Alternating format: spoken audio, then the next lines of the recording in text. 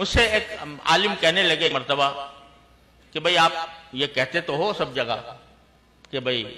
ہمارے طلبہ خدمت کے لیے پڑھتے ہیں، لیکن اب وہ بات نہیں رہی۔ اب طالب علم جو ہے وہ خود اس کو بھی یہ حرص ہوتی ہے کہ مجھے اچھی ملازمتیں ملیں، اچھے مناصب حاصل ہوں وغیرہ وغیرہ۔ تو میں نے ایک دن اپنے سارے طالب علموں کو جمع کر کے ان سے پوچھا کہ بھائی تم حال پہ دل پہ ہاتھ رکھ کے بتاؤ تمہاری بات کہیں باہر نہیں جائے گی، لیکن یہ بتاؤ کہ واقعی ایک صاحب یہ مجھ سے کہہ رہے تھے تو کیا واقعی یہ بات ہے کہ اب ہمارا طالب علم جو ہے وہ خدمت کے لیے، دین کی خدمت کے لیے نہیں بلکہ پیسے کمانے کے لیے پڑھتا ہے؟ اگر کوئی بتائے تو مجھے ہمیں بتائے تاکہ ہم بھی سوچیں بھائی کہ ہم اپنے طلباء کے ساتھ کوئی ظلم تو نہیں کر رہے کہ وہ چاہتے ہیں کہ ہمیں پیسے کمانے کا موقع ملے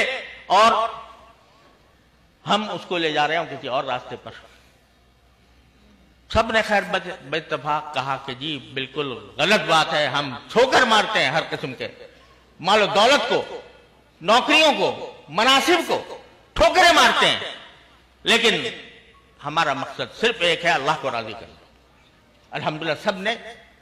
یہ تو مجمع میں ہوا، مجمع کے اندر ہو سکتا ہے کہ کچھ لوگ جو ہیں شرما شرمی کوئی بات کہہ جائیں، سوچتے ہوں کہ بھئی کیا کہیں گے تو لوگ ہمیں کیا سمجھیں گے۔ میں نے کہا لکھ کر دو سب لوگ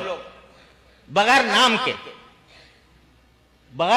نام بھی نہ لکھو تاکہ مجھے یہ نہ ہو کہ بھئی وہ شخص نے کہا تو وہ بدنام ہو جائے۔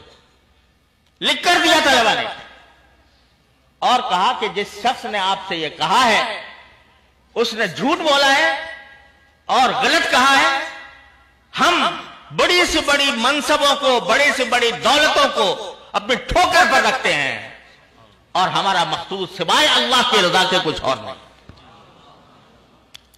تو بھائی یہ ہمیں سکھایا گیا ہے پہلے دن سے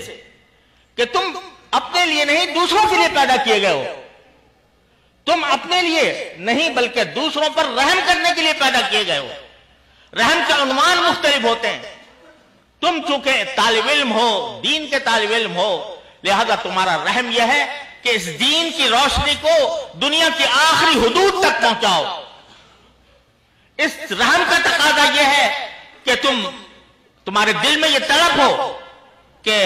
اس روئے زمین پر بسنے والے ہر شخص کا مجھ پر یہ قرض ہے کہ میں اس کو دین کا پیغام پہنچاؤں۔ الحمدللہ یہ تعلیم ہمیں دی گئی۔